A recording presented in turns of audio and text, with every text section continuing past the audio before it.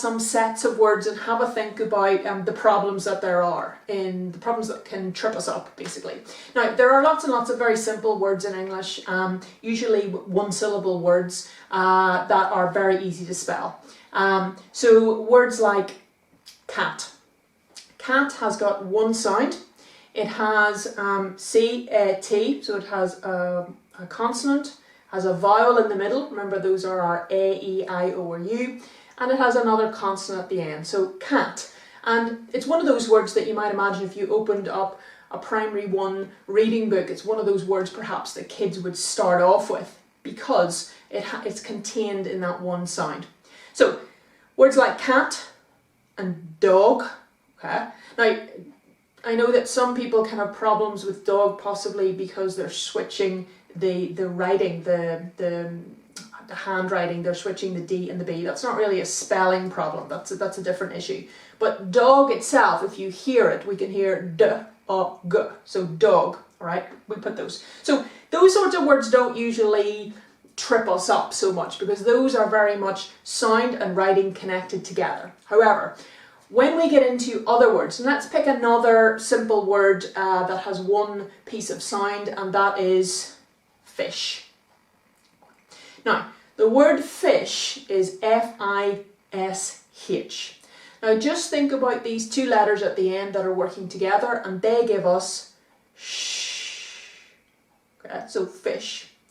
Now, the problem is that we have another two letters in English which don't give us the same sound, but give us a sound that's sometimes mixed up with sh, and that is ch. Now, ch is a lot shorter.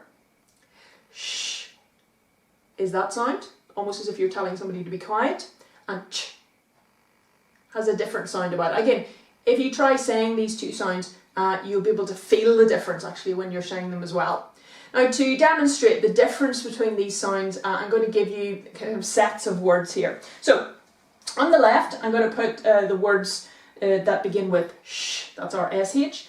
And on the right, we have words that begin with ch, that's our CH. Okay, so again, what you're trying to do is to recognize the difference in sound between these words so that when you're writing, it's going to be easier for you to make that connection.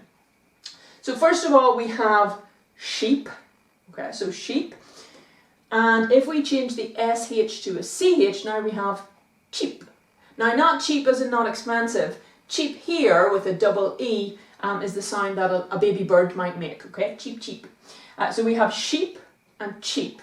So make sure that you can hear the difference between those two.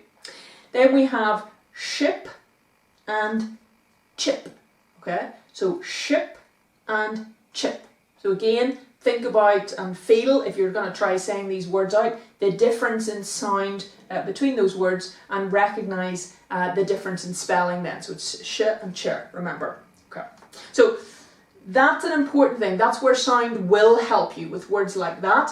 And it's important to recognise letters that are working together, because we've got lots in English of letters that work together to make a certain sound. So SH and CH would be two examples of that. Another example would be TH. So think about the sound that TH would make. One of the sounds that it makes would be th. Okay, so it's not a t sound and it's not a h sound. Once TH work together, it becomes a different sound. So again, you can translate that. If you know that when you're speaking, you're using those sounds, then again, if you're trying to write down those words, you will make those decisions. If I'm saying th, what might that look like on the page? So it's learning those kind of letter patterns as well is going to help you. Okay, another example of a word where we might have a problem is with the word elephant. Now, the word elephant has three pieces, L-E-phant. Now, you might be able to already kind of recognize which part of that word is going to cause some people a problem, and it is usually the third part, so that's our phant. And the problem is, of course, that if we think about that sound, it sounds like F. Okay.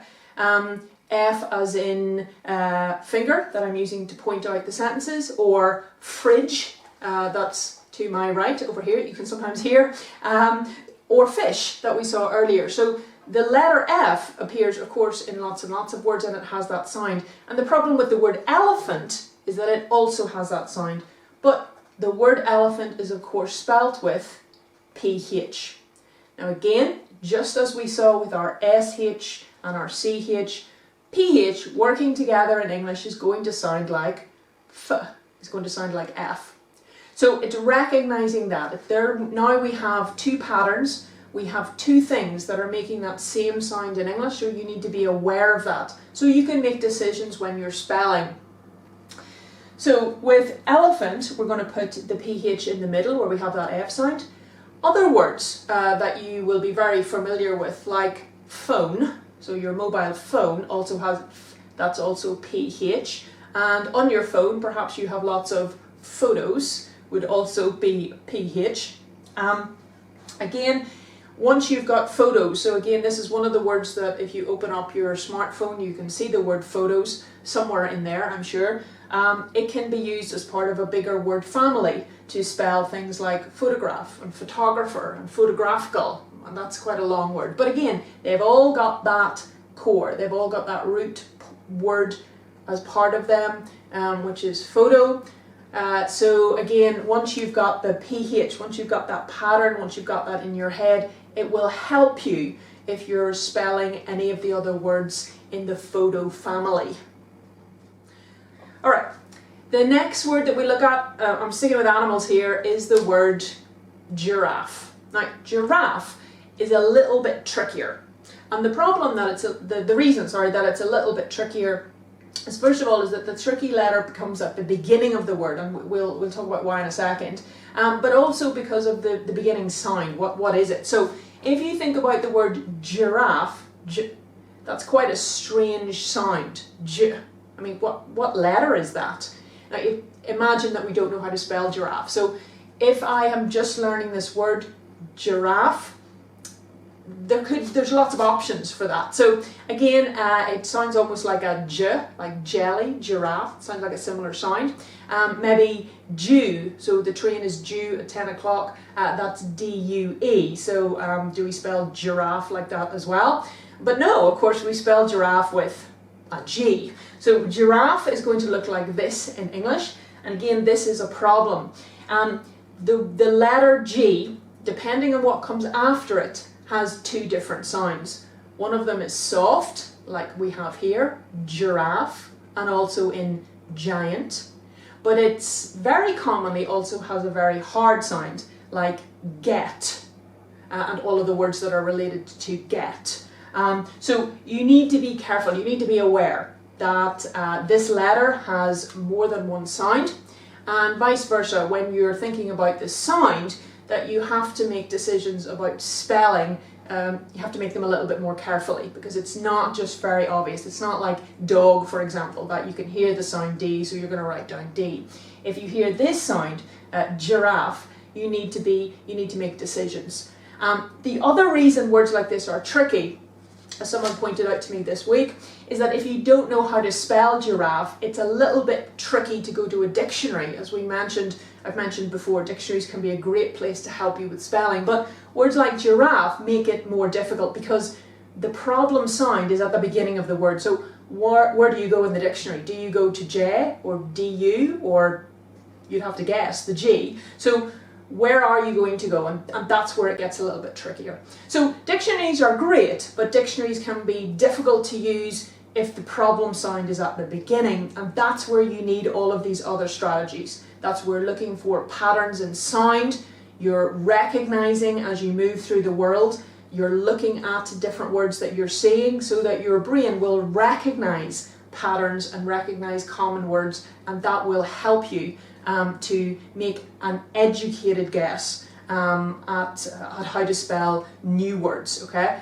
An educated guess means that it's not just a wild stab in the dark, it is a guess based on education, on something you've seen before. So, to sum up for today, and we're going to continue this next week, to sum up for today, the ways that we can think that can help us basically going through day to day, that can help us with spelling, is thinking about the job that a word does, and we talked about that a lot in English 101, so you might want to review that. It's thinking about sound, so that's the sound of individual letters, but also the sound where it refers to syllables, so the pieces of the word. It's to think of sight, so the words that you see around you every day, okay? In newspapers, on food packages, as you're driving, what words do you see? Click your brain on and recognise them for what they are, which is pieces of text, okay? And the last one then we mentioned today was family, so word families. They share similar traits, they share spelling, they share sound, so it's recognising that words exist in families, and once you know one member of the family, it's going to help you to know the others as well. Okay. For next week, what I'd like you to think about is mnemonics. Now mnemonics, this one, are ways that we can remember words, tricky words. This is not just for everyday words. These are for the words perhaps that you came up with for your homework that you find difficult to remember or to spell, words that always cause you a bit of bother. And for those type of words, we have to sort of take extra steps to fix them. So one of the things that we can do is to create mnemonics. Okay. So what I'd like you to do first of all is to figure out in a dictionary what the word mnemonic means. Okay. A good place to look might be Google, so you can Google mnemonics and make sure that you get the spelling right, because as you will see, it has a little bit of a tricky spelling. And then what I'd like you to try and do is to create a mnemonic for you for a word that you find difficult.